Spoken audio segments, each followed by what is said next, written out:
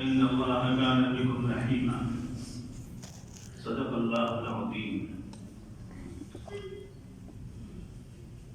حضرات، میں نے جو آیت تلاوت کی ہے یہ سورہ نساء کی آیت ہے، جس میں اللہ رب العزت نے معاشرتی، خاندگی، ازدواجی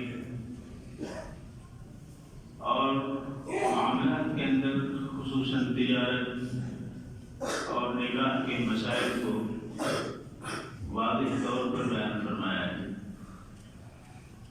انہیں میں سے ایک آیت یہ ہے، اللہ رب العزت نے فرمایا کہ اپنے مال کو تم باطل طریقے سے نہ کھاؤ۔ کھانا ایک اصطلاح ہے جس کے معنی تصرف کرنے کے ہیں، یعنی مال میں باطل طریقے سے تصرف نہ کرو۔ ہاں، مگر یہ کہ باہمی رضامندی سے تجارت ہو تو ایک دوسرے کا مال تجارت کے ذریعے حاصل کر کے اس میں تصرف کیا جا سکتا ہے۔ اس کے ساتھ ساتھ مالی تصرف کا تذکرہ اللہ رب العزت نے اس آیت کریمہ کے اندر کیا، تو اس کے ساتھ ساتھ جانی تصرف کا بھی ذکر ہے۔ وَلَا تَقْتُلُوا أَنفُسَكُمْ، اپنے آپ کو قتل مت کرو۔ کبھی ایسا ہوتا ہے کہ تجارت میں خسارے کی وجہ سے یا قرض لے کر کے تجارت کی تھی، تجارت میں گھاٹا ہوا، خسارہ ہوا، اور وہ قرض کو ادا نہیں کر پا رہا ہے اور بالآخر وہ خودکشی کر لیتا ہے، اپنی جان دے دیتا ہے۔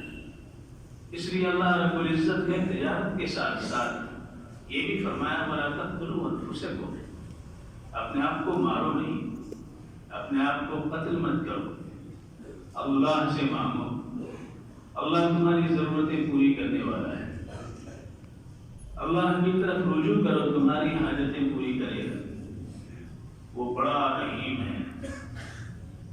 رحم کا معاملہ کرنے کے لیے اس نے یہ سارے ضابطے دیے ہیں تاکہ اللہ کی رحمت عامہ اور خاصہ اور شاملہ ہمیشہ ہمیش کے لیے تمہارے لیے رہے، تمہارے اوپر سایہ فکند ہے۔ یہ آیت کریمہ ہمیں اس بات کی طرف متوجہ کرتی ہے کہ مال جو قیام للناس، ہمیں یہ مال کھڑا کرتا ہے، بازار میں کھڑا کرتا ہے، مسجد میں کھڑا کرتا ہے، گھر میں کھڑا کرتا ہے، رشتوں میں کھڑا کرتا ہے، اجتماعی زندگی میں کھڑا کرتا ہے۔ یعنی وہ حقوق جو ہمارے اوپر عائد ہوتے ہیں یا وہ ضوابط جو ہمارے لیے لازم و ضروری ہیں، مال کے ذریعے ہم اس کی تکمیل کرتے ہیں۔ مال کے ذریعے ہم لباس تیار کرتے ہیں، مال کے ذریعے ہم غذائیں فراہم کرتے ہیں، مال کے ذریعے ہم رشتوں کو طلب کرتے ہیں، مال کے ذریعے رشتوں کو آگے بڑھاتے ہیں۔ تو یہ قیام للناس۔ اور آپ جانتے ہیں اگر ہماری کمر کے اندر تھوڑی سی تکلیف ہو جائے تو کھڑا ہونا مشکل ہو جائے، کوئی علت پیدا ہو جائے تو چلنا مشکل ہو جائے۔ ایسی مال اگر حرام شامل ہو جائے مال حلال میں تو پھر وہ مال قیام للناس کا فریضہ انجام نہیں دیتا ہے، بلکہ بے برکتی اور بدعنوانی کی طرف اس کو لے جاتا ہے۔ اس لیے مال حلال ہونا چاہیے۔ اللہ کے رسول احمد مصطفیٰ محمد مصطفیٰ صلی اللہ علیہ وسلم نے فرمایا،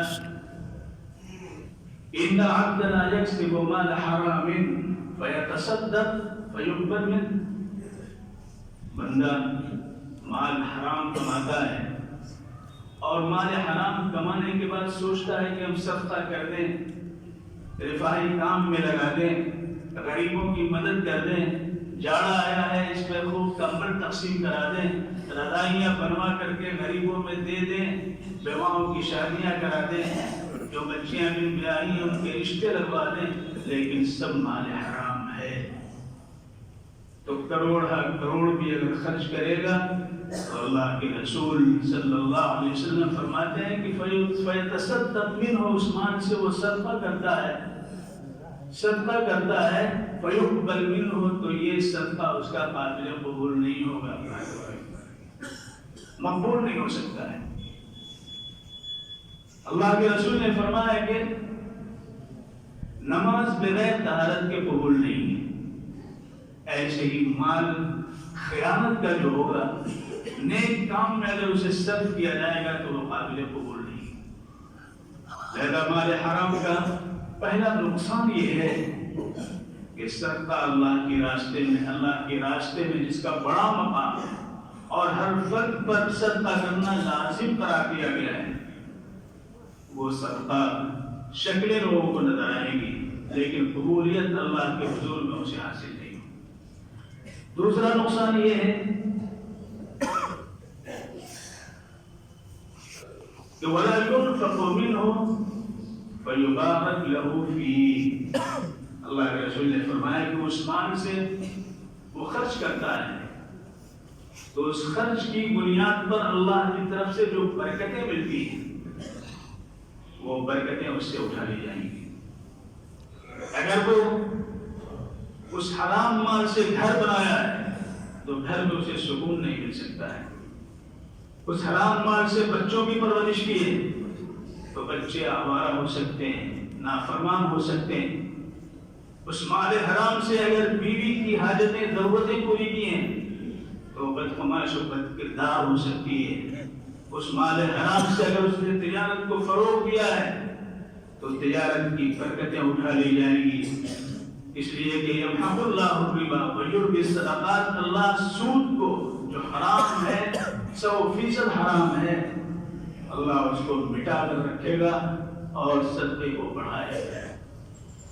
لہذا دوسرا نقصان مال حرام کا یہ ہے کہ بے برکتی ہوتی ہے، کماتا ہے اور ضرورتیں پوری نہیں ہوتی، تنخواہیں لے آتا ہے ضرورت پوری نہیں ہوتی ہے، رشوتیں لے آتا ہے مختلف ناموں سے لیتا ہے لیکن وہ حرام ہے، اور حرام مال جب گھر کے اندر آتا ہے تو حلال کو بھی حرام بنا دیتا ہے۔ کس طرح ایک قطرہ پیشاب پوری بالٹی کے پانی کو ناپاک کر دیتا ہے، ایسے ہی سود کا، رشوت کا 1 روپیہ ہزاروں میں شامل ہو جائے تو وہ ناپاک ہو جاتا ہے، حرام ہو جاتا ہے۔ اس لیے ہم جس طرح اپنے صحت کو قائم رکھنے کے لیے ایک ایک چیز کا لحاظ کرتے ہیں، کہیں یہ چیز نہ ہو جائے، ذرا سی تکلیف ہو جاتی ہے ڈاکٹر کے پاس جاتے ہیں، ایسی جس کے ذریعے سب کا قیام ہے اس کو بھی تو پاک و صاف ہونا چاہیے، اس کے اندر بھی تو کوئی دن کا نہیں آنا چاہیے، اس کو بھی صاف و شفاف ہونا چاہیے۔ اس لیے اللہ رب العزت نے اس معاملے کو بہت تفصیل سے قرآن پاک کے اندر بیان کیا۔ آج ڈکیتی ہے، ڈاکہ ہے، چوری ہے، خیانت ہے، سرقہ ہے، اور اس کے علاوہ قمار ہے، سٹہ ہے، جوا ہے، رشوت ہے، سود ہے، یہ ساری چیزیں جو حرام کمائی کے انداز ہیں۔ حلال کمائی میں تجارت ہے، حلال کمائی میں ہبہ ہے، حلال کمائی میں ہدیہ ہے، حلال کمائی میں میراث ہے، یہ حلال کمائی ہے۔